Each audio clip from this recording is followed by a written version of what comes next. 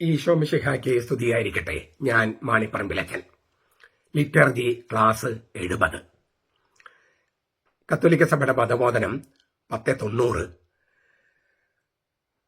ദിവ്യകൂടാരത്തിന്റെയും വിശുദ്ധ മന്ദിരത്തിന്റെയും ദിവ്യ ശുശ്രൂഷകൻ എന്ന നിലയിൽ ക്രിസ്തു ദൈവത്തിന്റെ വലത്ത് ഭാഗത്ത് ഇരിക്കുന്നത് എവിടെയാണോ ആ വിശുദ്ധ നഗരമായ ജെറൂസലമിലേക്ക് തീർത്ഥാടകരായി യാത്ര ചെയ്യുന്ന നാം അവിടെ നടക്കുന്ന സ്വർഗീയ ലിറ്റർജിയുടെ മുൻകൂട്ടിയുള്ള രുചിയായി ഇപ്പോഴേ പങ്കുചേരുകയാണ് ഭൗമിക ലിറ്റർജിയിൽ. സ്വർഗീയ സൈന്യത്തിന്റെ സകല പോരാളികളുമൊത്ത് കർത്താവിന് നാം മഹത്വത്തിന്റെ കീർത്തനം ആലപിക്കുന്നു. വിശുദ്ധരുടെ ഓർമ്മ വണങ്ങുന്നതിലൂടെ അവരോടുള്ള കൂട്ടായ്മയിൽ ഒരു പങ്ക് ലഭിക്കുമെന്ന് നാം പ്രത്യാശിക്കുന്നു.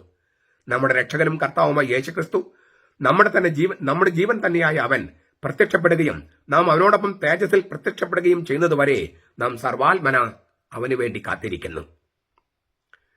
ഞാനതിന്റെ ഇംഗ്ലീഷ് കൂടി ഒന്ന് വായിക്കാം. In the earthly liturgy, we share in a foretaste of that heavenly liturgy which is celebrated in the holy city of Jerusalem, toward which we journey as pilgrims, where Christ is sitting at the right hand of God, minister of the sanctuary and of the tabernacle. With all the warriors of the heavenly army, we sing a hymn of glory to the Lord. Venerating the memory of the saints, we hope for some part and fellowship with them. We eagerly await the Savior, our Lord Jesus Christ, until He, our life, shall appear, and we too will appear with Him in glory. ഇത് സാക്രോസാങ്ക്തും കൊഞ്ചീലിയും എന്ന് പറയുന്ന ലിറ്റർജിയെ കുറിച്ചുള്ള 2ാമത്തെ സൂനദോസിലെ ആ ഡോക്യുമെന്റിന്റെ 8ാമത്തെ വകുപ്പാണത്.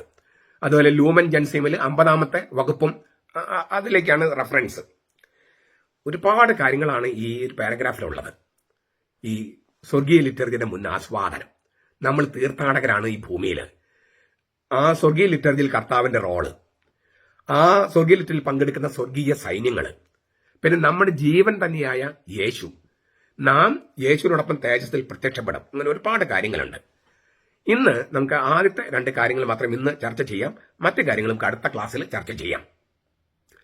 ഈ ആദ്യത്തെ ആ വാചകം ഞാൻ ഒന്നുകൂടി വായിക്കുകയാണ്.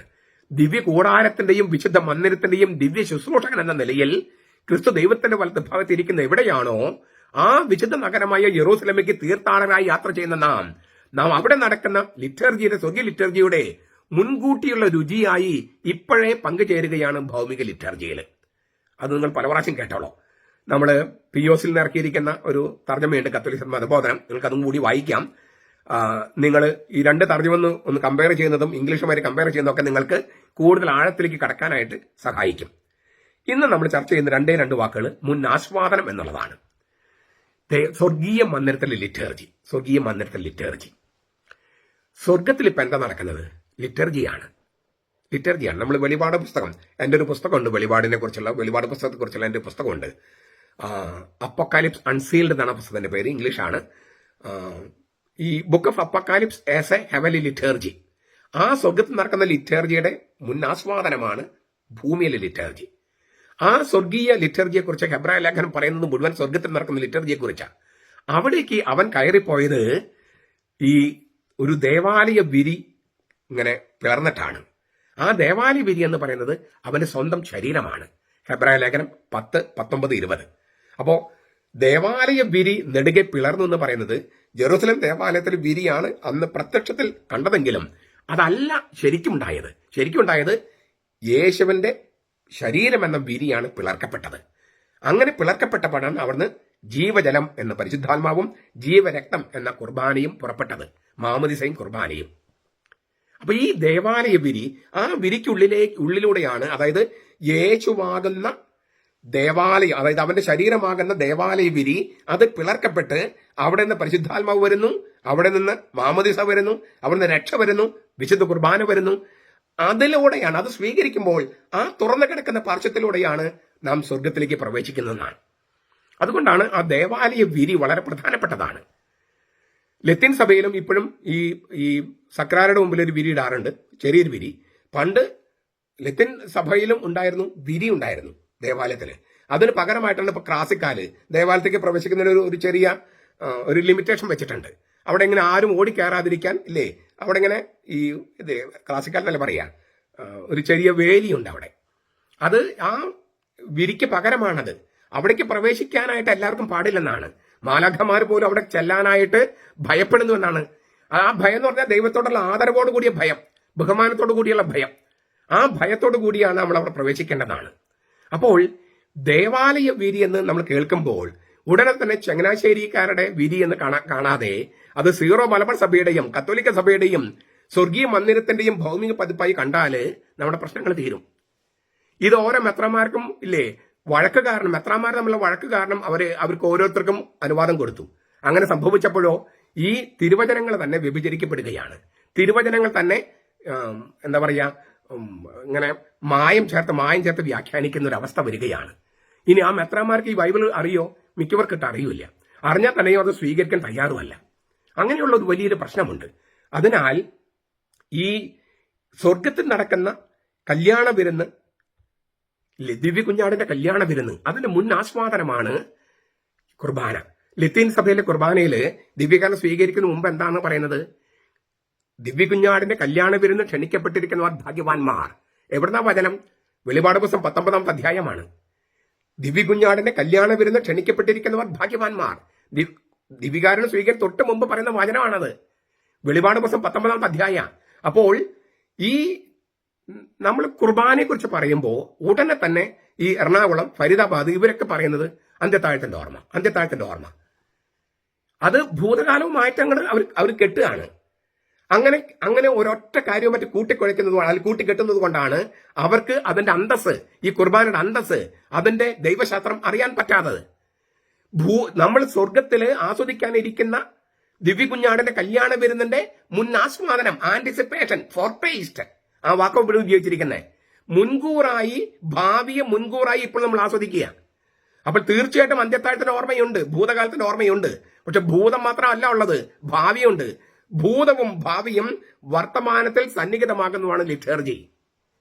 ഭൂതകാലത്തെ കർത്താവിന്റെ ബലിയും സ്വർഗത്തിലെ കുഞ്ഞാടിന്റെ കല്യാണ വിരുന്ന്, ഈ അന്ത്യത്താഴം പോലും സ്വർഗത്തിലെ കല്യാണ വിരുന്നിന്റെ ഫോർടേസ്റ്റ് ആയിരുന്നു, മുൻ ആസ്വാദനമായിരുന്നു, മുൻകൂറായി രുചിയായിരുന്നു. കർത്താവ് അന്ത്യത്താഴം കഴിച്ചതുപോലും പിറ്റേ ദിവസം നടക്കുന്ന ബലിയുടെയും പിന്നെ സ്വർഗത്തിലേക്ക് പ്രവേശിച്ച് സ്വർഗത്തിൽ നടക്കുന്ന കുഞ്ഞാടിന്റെ കല്യാണ വിരുന്നിന്റെ മുൻ ആസ്വാദനമായിട്ടാണ് അന്ത്യത്താഴം പോലും കഴിച്ചത്. അപ്പോൾ ഭാവിയും ഭൂതവും ഒരുമിച്ച് ചേരുന്ന വർത്തമാനം, അതാണ് ഈ ലിറ്റർജി എന്ന് പറയണേ. അതിനെയാണ് ഈ മുൻ ആസ്വാദനം എന്ന് പറഞ്ഞത്. അപ്പം ഭൂതത്തിൽ ഇങ്ങനെ തളച്ചു കെട്ടരുത്. അങ്ങനെ ഭൂതത്തിൽ തളച്ചു കെട്ടുന്നതുകൊണ്ടാണ് ഇതൊരു വിരുന്നാണ്, ജനാഭിമുഖം വേണം എന്നൊക്കെ വാദിക്കുന്നത്. അത് ശരിയല്ല.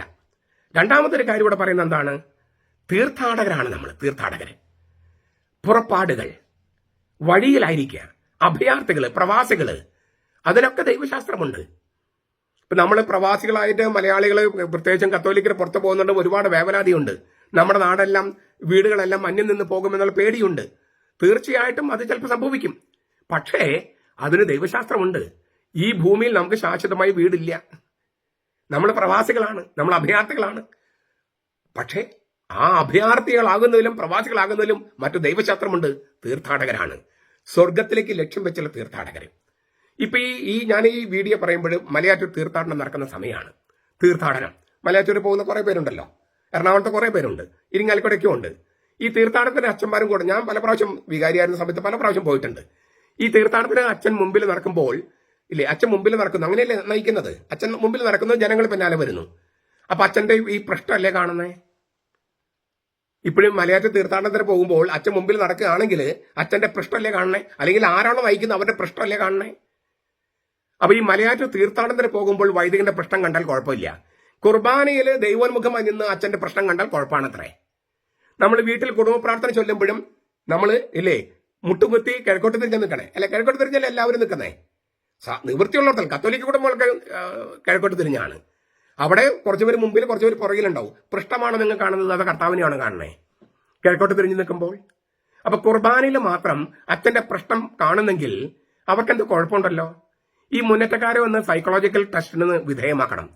അതായത് അച്ഛൻ ഈ മലയാറ്റൂർ തീർത്ഥാടനത്തിന് അച്ഛൻ മുമ്പിൽ നിന്ന് നയിച്ചാൽ അച്ഛന്റെ പ്രശ്നം കണ്ടാൽ കുഴപ്പമില്ല. കുടുംബ പ്രാർത്ഥനയിൽ മുമ്പിൽ നിൽക്കുന്ന ആളുടെ പ്രശ്നം കണ്ടാൽ കുഴപ്പമില്ല. ദൈവോന്മുഖ കുർബാനയിൽ അച്ഛൻ ദൈവത്തെ നോക്കാൻ വേണ്ടി തിരിഞ്ഞാൽ അച്ഛന്റെ പ്രശ്നം കണ്ടു കഴിഞ്ഞാൽ ഉടനെ തന്നെ മോഹാലസ്യപ്പെട്ട് വീഴുകയാണ് മുന്നേറ്റക്കാര്. അപ്പൊ അവർക്ക് എന്തോ സൈക്കോളജിക്കൽ പ്രോബ്ലം ഉണ്ട്, അല്ലെങ്കിൽ അവരുടെ വൈദികരുടെ പ്രശ്നത്തിന് എന്തോ കുഴപ്പമുണ്ട്. എറണാകുളത്തെ വൈദികരുടെ പ്രശ്നത്തിന് എന്തോ കുഴപ്പമുണ്ട്.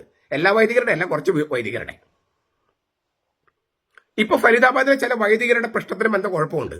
അതായത് സർവാധിപനം പാട്ട് പാടുമ്പോൾ ദൈവത്തിലേക്ക് തിരിഞ്ഞാൽ അച്ഛന്റെ പ്രശ്നം കാണുമ്പോൾ ചില ആളുകൾ മോഹാലസ്യപ്പെട്ട് വീഴുമെന്ന് പേടിച്ചിട്ട് അച്ഛന്മാരിപ്പോ ദൈവത്തിലേക്ക് തിരിയുന്നില്ല. അച്ഛന്റെ പ്രശ്നം കണ്ടാൽ ചില ആളുകൾ മോഹാലസ്യപ്പെട്ട് വീഴാണത്രേ.